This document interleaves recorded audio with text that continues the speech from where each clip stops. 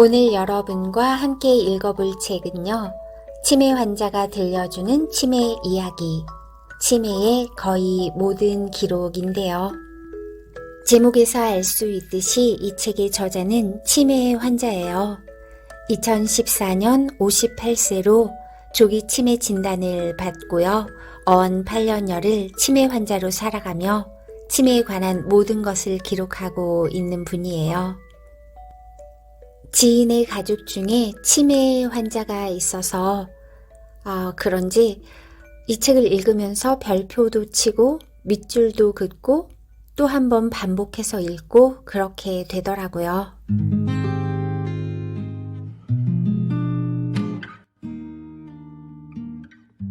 치매와 함께 사는 삶에 대한 새롭고 솔직한 정보와 또 하나의 삶이라는 영감을 동시에 전해주는 이 책은요, 치매 환자가 살 수 있는 최선의 삶을 영위하게 하거나 주변의 치매 환자를 지지하는데 큰 도움이 될 거라 생각해요.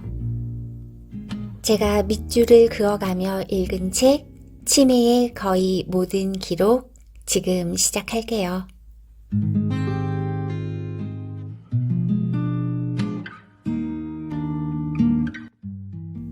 치매 환자가 들려주는 치매 이야기, 치매의 거의 모든 기록.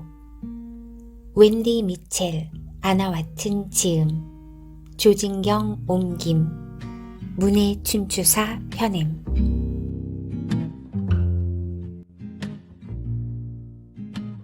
우리는 뇌 안에 복잡한 질병이 생기고서야 비로소 일상의 잡다한 일들이 실제로 얼마나 복잡한 것인지 알게 된다.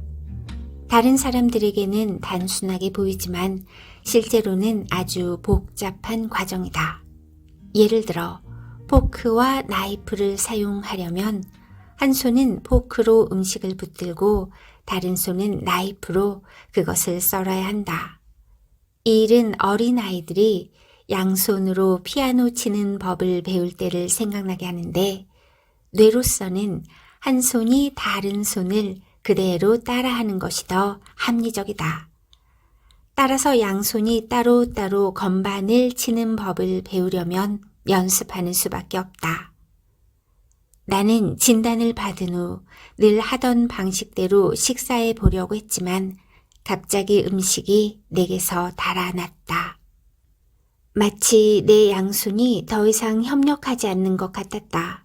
포크로 소시지를 찍으려고 했는데 소시지가 통째로 접시 가장자리로 밀려가서 어쩔 수 없이 조금씩 뜯어 먹어야 했다.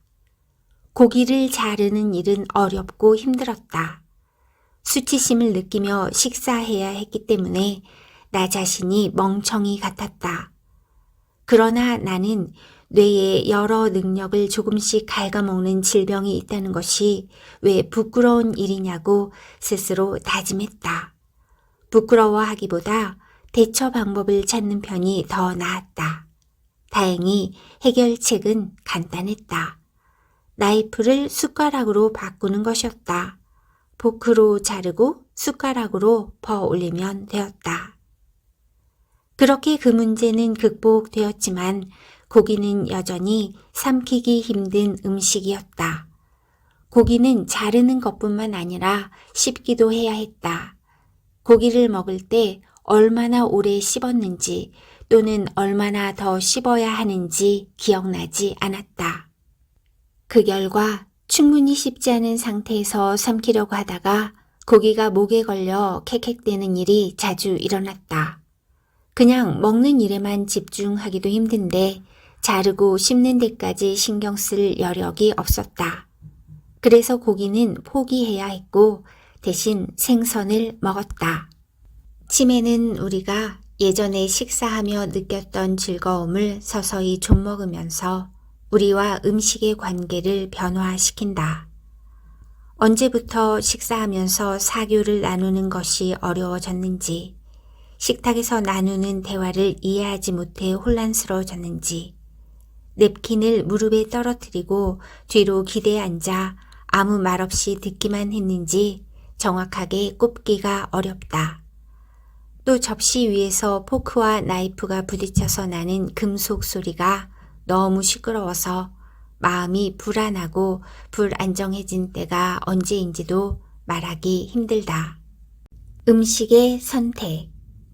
치매에 걸리면 의사결정 과정이 아주 복잡해질 수 있다. 그래서 나는 종종 같은 음식을 선택한다. 다른 사람들은 같은 음식에 질릴 수도 있지만 나는 그렇지 않다. 지금 먹는 음식이 전날 저녁에 먹었던 것과 똑같은지를 기억하지 못하기 때문이다. 나한테 음식은 연료에 불과했고 복잡하기만 했다. 배가 고프지 않기 때문에 식사 시간을 알기 위해 아이패드에 알람 설정을 해놓았다. 하루 동안 식사를 했는지 알 수 있는 유일한 방법은 설거지한 그릇이 식기 건조대에 있는지 보는 것이었다. 혼자 살면 먹을 음식을 보다 자율적으로 선택할 수 있다. 식사량이 적다고 또는 매일 같은 음식만 먹는다고 지적할 사람이 없다. 단 집이나 요양원에서 도우미들의 도움을 받는 환자들의 경우에는 이것이 간단치 않을 수 있다. 내 경험은 일반적인 것이다. 실제로 치매 환자의 50%가 먹고 마시거나 삼키는데 어려움을 겪는 것, 삼킴 곤란으로 추정된다. 이 증상은 치매가 진행되면서 더 일반적으로 나타나지만 진단을 받은 후 언제라도 나타날 수 있다. 그러나 자주 언급되지는 않는다. 치매 환자를 돌보는 사람들이 알아야 할 중요한 점이 있다. 환자가 그를 위해 준비한 음식을 먹지 않겠다고 해도 개인적으로 받아들이지 말고 환자가 매일 똑같은 음식을 먹는 것을 좋아한다고 해도 이를 기반으로 그를 판단하지 말라는 것이다. 치매 환자가 앞에 놓인 음식에 손도 대지 않는 것은 그가 마주하고 있는 많은 문제들 중 하나일 수도 있다. 그러니 섣불리 그를 까다로운 사람으로 판단하지 말고 문제 해결을 위해 노력해 보길 바란다.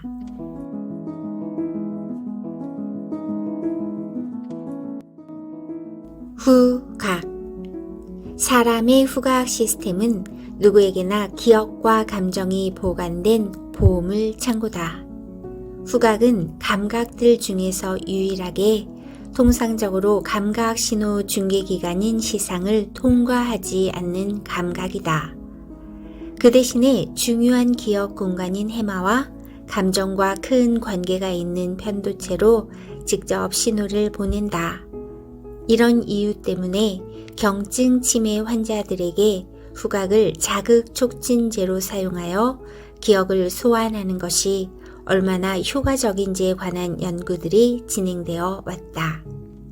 2018년에 일본에서 이루어진 한 연구에서 노인의 기억을 회복시키는 회상 신호를 주는데 대화보다는 후각 자극이 더 효과적일 수 있으며 이것이 정신 건강을 보다 전반적으로 향상시킬 수 있다는 점이 밝혀졌다. 보고서의 내용을 이용하면 다음과 같다. 노인들에게 기억을 떠올리도록 연습시키는 개입의 시간에는 대화보다 후각 자극을 이용하는 편이 과거의 기억과 감정을 상기시키기 쉽다. 그런 개입은 감정을 안정시켜서 결과적으로 개입하는 동안 단기적으로 우울증이 감소하는 경향이 높아진다. 내가 장미꽃길을 그렇게 좋아하는 것은 당연하다. 2019년에 프랑스에서도 기억력 향상을 위해 냄새를 이용하면 알츠하이머 환자가 어린 시절이나 성인기와 관련된 기억은 물론 최근의 기억도 보다 많이 구체적으로 생각해낼 수 있다는 연구 결과가 발표되었다. 연구자들은 다음과 같이 결론을 내렸다. 알츠하이머 병에서 자전적 기억의 감퇴는 환자의 정체성과 자아감에 미치는 부정적인 영향과 관련이 있었다. 우리 연구는 알츠하이머 병에서 냄새의 노출로 자전적 기억의 감소가 다소 완화될 수 있다는 점을 보여준다. 따라서 자전적 기억 회복 개선을 목표로 하는 임상재활 프로그램에서 후각 자극을 이용해야 한다는 것이 우리의 견해다. 후각, 환각. 안타깝지만 후각으로 항상 즐거운 추억만 떠올리는 것은 아니다. 많은 치매 환자에게서 후각, 환각이 보고되는데 그 냄새가 항상 좋은 냄새인 것만은 아니다. 나도 몇 번 경험했다. 한 번은 텔레비전을 보던 중에 갑자기 화재 특유의 냄새가 났다. 불이 난 곳을 찾아 다급하게 집안 이곳저곳을 살펴보고 밖에도 나가보았지만 찾지 못했다. 시간이 지나면서 이 냄새가 진짜일 가능성이 없다는 것을 알게 되었다. 그러나 이런 일이 발생하면 장미꽃에 코를 댔을 때처럼 진짜처럼 느껴진다. 연구에 따르면 후각 환각이 지속되는 시간은 청각 환각이나 시각 환각과 비슷하다고 한다. 그러니까 몇 초에서 1분 정도 지속되는 것이다. 이런 환각이 전형적인 치매 증상이라는 사실을 알지 못한 상태에서 환각을 경험하는 사람들은 당연히 고통스러울 밖에 없다. 뇌에서 이런 속임수가 일어나는 모든 사례가 그렇듯이 치매 환자를 도와주는 사람들도 이것이 치매의 증상임을 이해해야 한다. 환자가 무슨 냄새가 난다고 말할 때 그 순간 그에게는 정말 냄새가 존재하는 것이다. 이런 사실들을 안다면 모두를 위해 치매와 더 좋은 관계를 맺을 수 있다. 청각. 치매는 매일 현실을 왜곡한다. 밖에서 난 쾅 소리 때문에 등골이 오싹하지 않았을까? 하지만 그런 소리는 나지 않았다. 아직 잡히지 않은 미친 총기 소지자가 총을 쏜 소리일까? 이렇게 환청이 일어나면 의자에서 꼼짝도 못하고 심장은 마구 뛰고 너무 무서워서 바깥을 내다보지도 못하게 된다. 치매가 내 뇌에서 불러내는 소리가 나한테는 여러분이 읽고 있는 이 책만큼이나 현실적이다. 하지만 용기를 내어 창밖을 내다본다면 총을 들고 거리에서 난동 부리는 사람이 없다는 것을 알 수 있다. 똑똑 현관문을 두드리는 소리는 문을 열면 아무도 없다. 전에는 청력에 어떤 문제도 없었기 때문에 이런 청력의 변화가 당혹스러웠다. 치매는 기억력에 영향을 미치는 병이므로 분명 다른 문제가 있으리라 생각했다. 당시에 나는 치매가 주변 세상을 낯설게 만들 수 있는 여러 가지 방식, 즉 천천히 진행되기도 하고 거의 하룻밤 사이에 급속하게 진행되기도 하는 그 방식들에 익숙하지 않았다. 이런 감각의 변화가 있을 수 있다고 전문가가 미리 알려주었다면 아마 외출할 때마다 그렇게 불안하지는 않았을 것이다.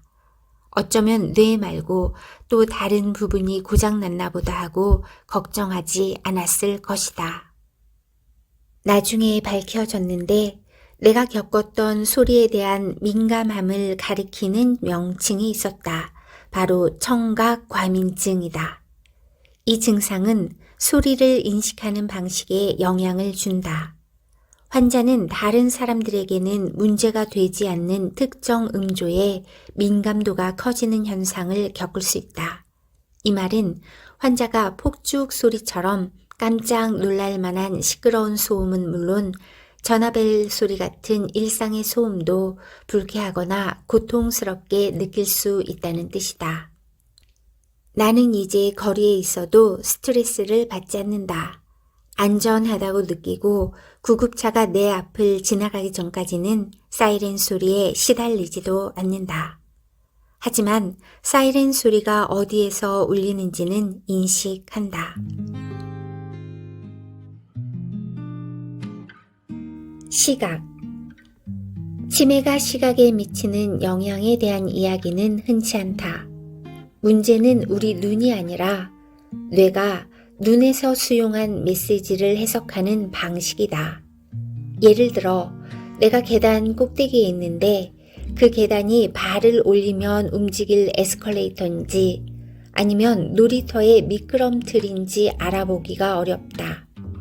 그 계단에 동일한 카펫이나 덮개라도 덮여 있다면 계단 하나하나를 구분하지 못해 발을 어디에 놓아야 할지 모른다.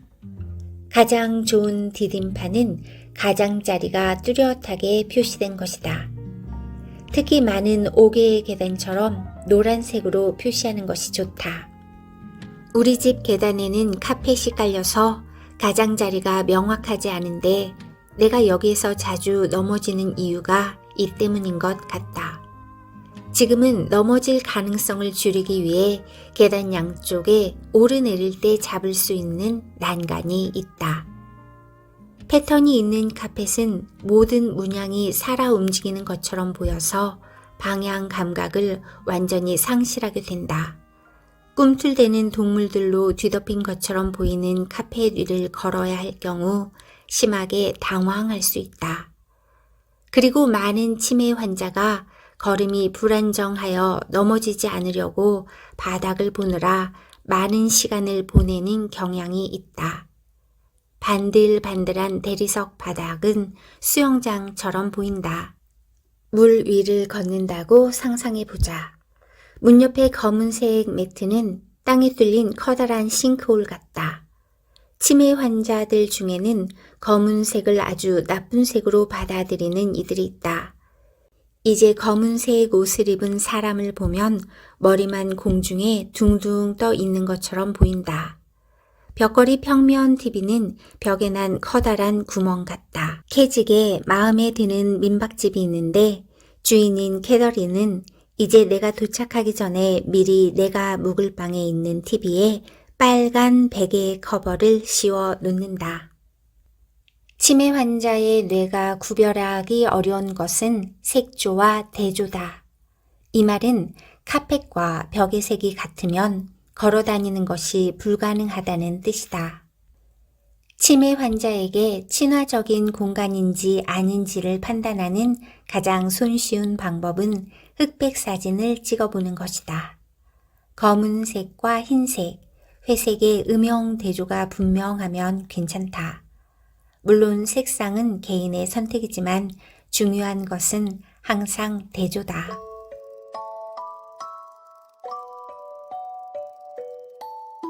여전히 소중한 의사소통. 아마 전문가들이 우리가 할 수 있는 것에 처음부터 더 집중했다면 우리의 삶은 진단 시점부터 훨씬 희망적일 것이다. 의사소통 수단 중에서 언어의 비율은 7%에 불과하다고 한다.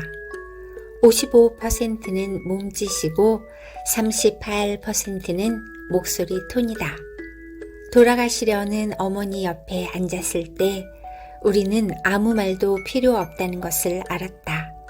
그 순간 어머니 손을 잡았을 때의 느낌으로 할 말은 모두 했다. 내가 어머니 곁에 있으며 마지막 순간에 당신 혼자 있는 것이 아니라는 사실을 어머니가 알기만 하면 됐다. 나는 치매에 걸리기 전에는 식당에서 음식이 나오는 사이사이에 대화를 하면서 느긋하게 저녁 식사를 하는 것을 즐겼다. 하지만 이미 설명했듯이 진단을 받은 후로는 포크와 나이프가 부딪히는 소리와 소음이 시끄러웠고 대화 내용을 이해하지 못하면서 식탁에서 뒤로 물러앉아 있게 되었다. 의자에 기대고 앉아 그냥 듣기만 했다. 내가 침묵했다는 것이 대화에 참여하지 않았다는 뜻일까? 아마 그럴 것이다. 하지만 식탁에 앉아 있음으로써 내가 여전히 그 무리 속에 속해 있다고 느꼈을까? 확실히 그렇다. 의사소통은 온갖 형태로 이루어진다. 간혹 환자가 치매 때문에 언어 능력이 많이 쇠퇴하고 심지어 아예 말을 못하게 되면 환자에게 말하기를 중단하거나 방문을 중단하고 식탁에 환자를 부르지 않는 사람들이 있는데 이는 잘못된 선택이다. 그들은 비언어적 표현을 전혀 생각도 못하지만 우리는 평생을 다른 사람과 의사소통하면서 그것을 필수적으로 사용한다. 남편과 아내 사이에 흘끗 오가는 시선에는 천마디의 의미가 담겨 있고 힘든 하루를 보낸 그들의 목소리에는 염려가 담겨 있다. 그런데 왜 예전처럼 말할 수 없는 치매 환자는 더 이상 그런 것이 필요하지 않을 것이라고 생각하는가? 사랑하는 사람을 보러 요양원을 찾은 사람들이 환자가 더 이상 알아보지 못한다는 사실을 알게 되면 당황할 수 있다. 나는 그 사람들의 심정과 그로 인한 고통을 안다. 나는 그것을 전혀 과소평가하지 않는다. 그러나 우리는 모두 언어가 수반되지 않는 방식으로 의사소통을 하며 삶을 살아간다는 사실을 기억해야 한다. 누구나 살면서 상대를 돌봐주거나 안심시키기 위해 비언어적 의사소통만 있어도 되던 때를 생각할 수 있다. 더 이상 내가 대화를 주고받을 수 없다는 이유만으로 누군가가 내게 이야기하는 것을 포기한다고 생각하면 정말 슬프다.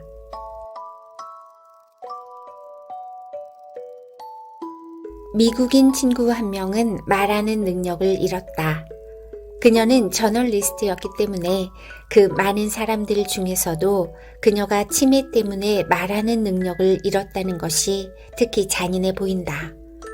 그러나 두뇌 중에서 키보드를 사용하는 영역은 여전히 아주 활발하게 활동했다. 그래서 지금도 아주 생생하고 감동적인 글을 쓸 수 있지만 사람들이 듣고 싶어 하는 말은 할 수 없다. 이로써 그녀는 모임에 합류하지 못하고 제외되어야 할까? 그녀의 내면에는 여전히 하고 싶은 말이 너무 많은 것이 분명한데 그녀의 침묵이 다른 사람들을 불편하게 만드는가? 그녀는 나보다 치매가 더 많이 진행되었지만 그녀에게 여전히 의사소통 기술이 있다는 것이 내게는 위안이 된다. 겉으로 보기에 그녀는 정신없고 머리가 텅 빈 말없는 사람처럼 보일 수 있지만 그녀는 타이프를 치고 종종 그림으로 자신의 기분을 표현하기도 한다. 그녀가 그린 그림을 보면 그녀의 머리에서 맴도는 생각이 아주 잘 연상된다. 우리 생각을 세상에 알리는 수단이 말하기 능력만 있는 것이 아닌데 그녀가 말을 할 수 없다는 사실이 그렇게 중요할까?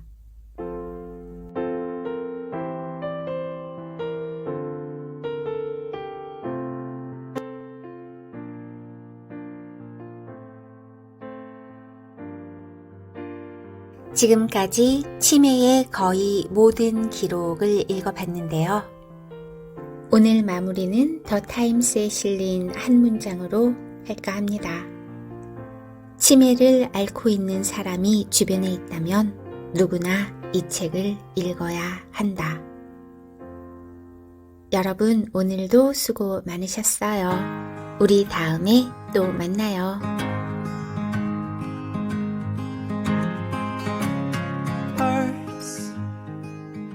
Worth falling for.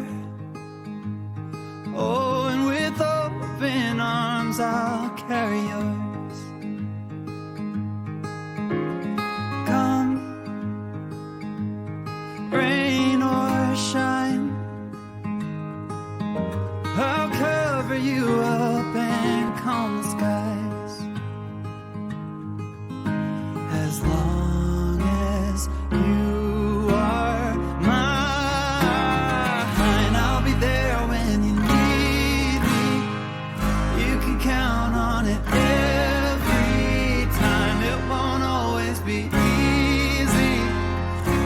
you sure as the sun will rise, I'll be there when you need me. With every tear that falls from